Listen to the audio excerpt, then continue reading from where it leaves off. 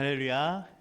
네, 오늘도 이 새벽에 기도의 자리에 나오신 모든 성도님들께 하나님의 크신 은혜가 함께 하시기를 소망합니다. 오늘 또 나누는 말씀으로 새 힘 얻는 시간 되시길 바랍니다. 시간이 되게 많이 빠르시죠? 벌써 8월도 다 갑니다.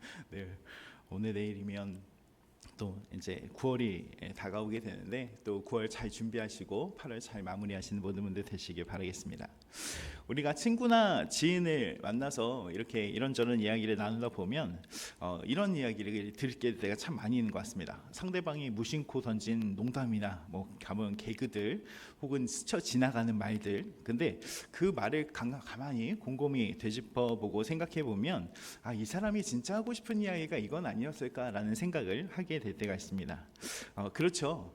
그냥 해본 소리야 라든지 내 친구 얘긴데 그렇죠. 친구 얘긴데라고 시작하는 그 얘기를 잘 들어보면 이게 본인의 얘기는 아닌가 생각이 들기도 하죠. 그냥 그 자리에서는 웃어 넘기고 그렇게 지나가기도 하지만 나중에 그 이야기를 다시 한번 곰곰이 생각해 보면 그 말이야말로 진짜 이 사람의 생각이었구나, 진짜 그 마음을 드러내는 단서구나 라는 것을 생각해 보게 되기도 합니다. 근데 우리가 이렇게 그냥 지나칠 때가 참 많은 것 같은데요, 우리가 성경을 읽을 때도 마찬가지 비슷한 경험을 하게 됩니다. 오늘 본문의 말씀을 살펴보게 되면 솔로몬의 성전에 대해서 기록을 하고 있죠. 성전의 길이가 어떻고 너비가 어떻고 높이가 어떻고 거기에 다락방이 있었는데 어떻게 지어졌고 라고 하는 그 방식들, 다듬은 방식이 어떻고 그런 이야기를 이렇게 기록해 놓고 있습니다. 근데 어렸을 때 이 본문을 읽어보면 굳이 이런 것까지 기록을 하셨나 라는 생각이 들기도 하죠. 나중에 하나님께서 이걸 한번 지어봐라 라고 하는 것 같은 그런 생각이 들 정도로 그런 생각이 들기도 합니다. 이런 사소한 것까지 세세하게 건축한 길이와 넓이와 높이와 또 어떻게 짓고 그런 것들이 등장하죠. 근데 하나님께서 기록하신 이 성경, 하나님께서 독자들을 통해서 또 이 기록하신 이 성경에는 모든 세부사항이 결코 무의미하지 않다는 데 있습니다. 이 안에는 예배를 받으시는 하나님을 향한 예배자의 태도와 그 마음에 대해서 우리에게 가르쳐주고자 하는 깊은 의도가 그 가운데 담겨 있기 때문에 그렇습니다. 오늘 본문의 기록을 살펴보시면서 또 나누시면서 하나님이 경외함이라는 것이 무엇인지를 또 함께 나누시는 귀한 시간 되시길 바라겠습니다. 자, 오늘 말씀에 보면요, 계속 많이 등장하는 부분이 있습니다. 성전의 이모저모 길이가 어떻고 어떤 것이 있는데 여기서 드러나는 것이 다락에 대한 의미죠. 본문을 살펴보면 건축의 특징, 다락을 지어라 라는 것을 기록하고 있는데 이 성전 벽에 기대서 사면으로 이 다락들을 이렇게 돌듯이 감싸듯이 지어졌다라는 것을 우리는 살펴볼 수가 있습니다. 물론 다락이라는 것이 건축가적으로 살펴보게 되면 성전 내부의 공간보다는 더 큰 어떻게 보면 제사장들의 제반 업무나 보조를 위한 공간이라든지 성전 유지에 필요한 그 물품을 담아내는 그런 공간의 실용적인 목적으로 할 수도 있었을 것 같습니다. 그런데 단순히 이 방의 의미만이 아니라 저장의 의미나 거기서 활용하는 그 의미뿐만이 아니라 이 다락은 하나님을 섬기는 삶의 층위와 깊이를 나타내는 또 상징하는 것으로도 우리가 볼 수가 있기 때문에 그렇습니다. 그래서 거룩한 성전의 봉단을 중심으로 사방에 다락들이 이렇게 단단하게 연결되어 있는 것과 같이 이 다락이라는 것을 우리가 우리의 삶으로 다시 가져오게 되면 우리의 예배와 우리의 삶의 자리도 하나님의 중심이라는 이 사실을 향해서 빈틈없이 연결되어야 한다라는 것을 말씀하고 있다는 사실이죠. 우리가 깊이 있게 삶을 살아가고 또 우리를 예배하는 그 자리 깊이 있게 나아가야 되긴 하지만 그것뿐만이 아니라 우리의 삶과 삶의 현장까지도 예배와 긴밀하게 또 연접되어서 또 이렇게 되어야 한다라는 것을 말씀하고 있습니다. 왜냐하면요, 이 예배가 성전에서만 드려지는 것이 아니라 우리의 삶이 바로 예배가 되어야 되기 때문에 그렇습니다. 아멘이시죠? 사도 바울은 로마서 12장 1절에서 말씀해서 이렇게 말씀합니다. 그러므로 형제들아, 내가 하나님의 모든 자비하심으로 너희를 권하노니 너희 몸을 하나님이 기뻐하시는 거룩한 산 제물로 드리라. 이는 너희가 드릴 영적 예배니라 라고 말씀합니다. 그러니까 우리의 삶이 예배가 되어야 되기 때문에 우리의 삶의 작은 것 뿐만이 아니라 우리의 표면적으로 드러나는 그것이 예배만이 아니라 우리의 삶의 모든 자리, 우리가 고민하고 또 고뇌하고 그런 것까지도 하나님께 드려질 수 있는 예배의 처소가 되어야 된다라는 것을 말씀하고 있습니다. 그렇습니다. 이 다락들이 가리키는 것은 단순히 하나님 모시는 처소가 단순히 화려한 외형으로 끝나는 것이 아니라, 우리가 사람을 대하다 보면 그렇잖아요.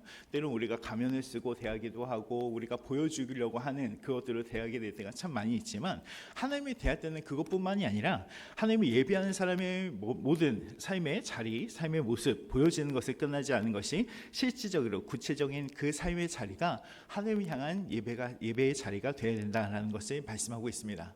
여러분, 여러분의 예배가, 여러분의 삶이 예배가 되시는 모든 분들이 되시길 바라겠습니다.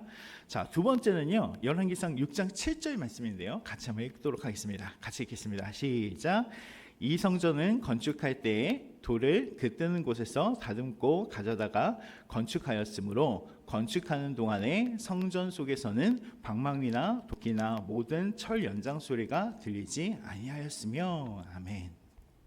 여러분, 7절 말씀 보면 참 놀라운 일의 이야기를 하고 있죠. 제가 공사 현장을 이렇게 가다 보면 목공이나 그런 것을 하다 보면 보통 자재가 와서 그 자리에서 자르거나 그 자리에서 가공을 해서 이렇게 덧대는 경우가 많습니다.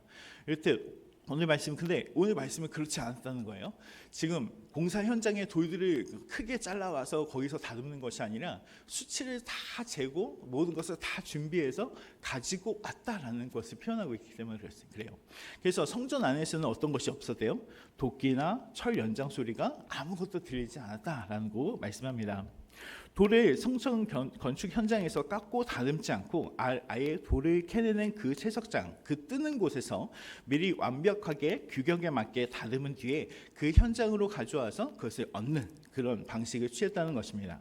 이것은 거대한 성전이 지어지는 동안에 현장에서는 방망이나 도끼나 철 연장 소리 같은 시끄러운 소리, 소란스러운 사람의 소음, 사람의 노력이나 그런 것이 아무도 들려지지 않았다는 것이죠. 이것은 어떻게 보면 하나님을 향한 경외심의 극치를, 경외함의 극치를 보여주는 말씀이기도 합니다.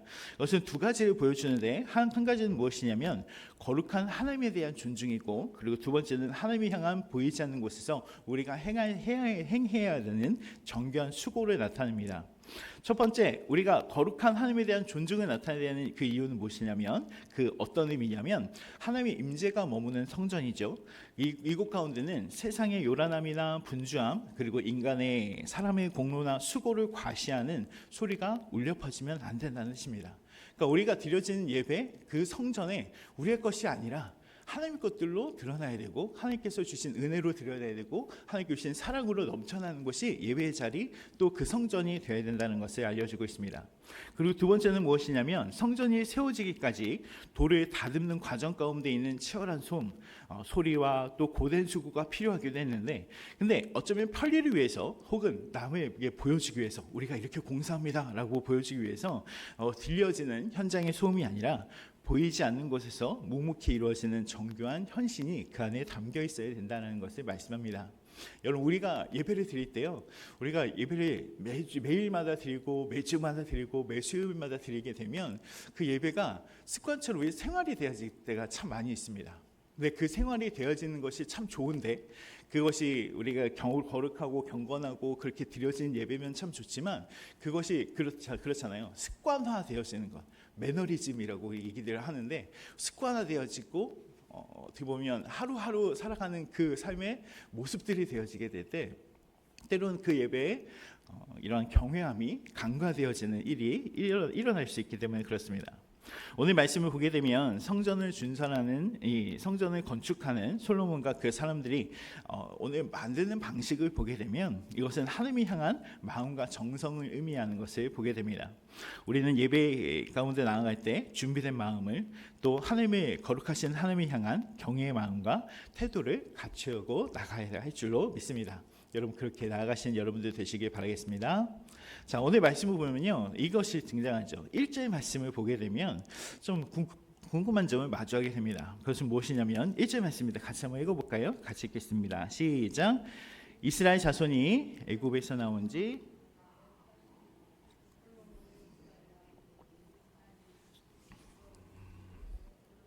여호와를 위하여 성전 건축하기를 시작하였더라. 아멘. 오늘 이 말씀을 보게 되면요, 이스라엘이 애굽에 나온 지 480년이 되었다라고 하는 그 역사적인 기록 가운데 솔로몬이 즉위한 지 4년 만에 이 성전을 건축했다라는 말씀이 등장합니다. 근데 왜 4년이었을까요? 3년도 아니고 2년도 아니고 즉위하는 동시에 하진 않았을까요? 우리가 지난 어제까지 살펴본 말씀을 보게 되면 솔로몬이 그냥 허송세월하면서 4년 지난 것이 아니라 그동안 하나님의 것들을 준비하고 성전을 위해서 준비하고 사람들을 보내고 또 사람들을 동원해서 많은 것들을 다 준비했던 것을 보게 됩니다. 솔로몬이 정신없이 전쟁을 치르거나 왕권을 강화하는 데 급급한 것이 아니라 왕으로서 기틀을 다지고 나서 바로 하나님과의 관계를 정돈하고 또 준비하는데 4년이라는 시간이 또 필요했다라는 것을 의미하고 있습니다. 그것은 다른 것이 아니라 다윗이 다 준비했잖아요. 다윗이 재물도 준비하고 모든 것을 다 준비했지만 그 다윗이 준비한 것뿐만이 아니라 솔로몬 스스로 그리고 솔로몬이 준비하는 과정도 필요했다라는 것을 말씀해주고 있습니다. 또 한 가지는 이스라엘 백성 문화 가운데 이 4라는 숫자가 동서남북 사방을 의미하는 그 숫자이기도 합니다. 그래서 이것을 다시 한번 생각해 보면 먼저 하나님께 전심을 다해서 온 마음으로 하나님을 향한 이 예배의 처소를 솔로몬이 준비했고 그리고 모든 일정을 통해서 온전한 때에 하나님께 드려질 만한 때에 이것을 시작했다라는 것을 보게 되죠. 온전한 산 제로 드리라라고 했던 사도 바울의 마음과 같이 이 로마서 12장 1절에서 2절 말씀에 들어가 보면 1절에서 제가 읽어드렸잖아요. 이렇게 말씀하죠. 그러므로 형제들아 내가 하나님의 모든 자비하심으로 너희를 권하노니 너희 모임은 하나님의 기뻐하시는 거룩한 산 제물로 드리라. 이는 너희가 드릴 영적 예배니라 라고 말씀하신 후에 2절 말씀을 보게 되면 이렇게 말씀합니다. 너희는 이 세대를 본받지 말고 오직 마음을 새롭게 함으로 변화를 받아 하나님이 선하시고 기뻐하시고 온전하신 뜻이 무엇인지를 분별하도록 하라 라고 말씀합니다. 여러분 준비 막 하고 준비로 끝나는 것이 아니라 하나님께서 기뻐하시는 때가 언제인지 기뻐하는 것이 무엇인지를 우리가 알 필요가 있습니다. 그리고 그때가 됐을 때 이 솔로몬은 준비가 되었을 때 이 4년 만에 이것을 시작한 것을 보게 됩니다. 또 한 가지 성전 안에서 철 연장 소리가 나지 않았듯이 우리의 예배와 섬김 가운데 나의 자아를 드러내는 소음이 아니라 하나님을 향한 깊은 침묵과 경외가 그 가운데 있어야 됩니다. 물론 우리가 구원을 얻는 것이 우리의 열심으로 얻는 것은 아닐 것입니다. 하나님께 우리에게 주시는 선물이고 은혜이기 때문에 그렇죠. 그러나 예배 때마다 우리의 마음을 준비하는 것은 우리의 마음이 어디로 향하고 있는지를 알려주는 방향이 되기 때문에 그렇습니다. 여러분 오늘 말씀을 기억하시고 우리의 삶의 여정 가운데 이렇게 솔로몬이 준비했던 그 정성과도 같은 정성과 마음으로 또 현장을 울리지 않는 깊은 헌신처럼 하나님을 향한 거룩한 경외함과 정교한 수고로 우리의 삶과 우리 예배를 채워가시는 모든 분들이 되시길 주님의 이름으로 축원드립니다.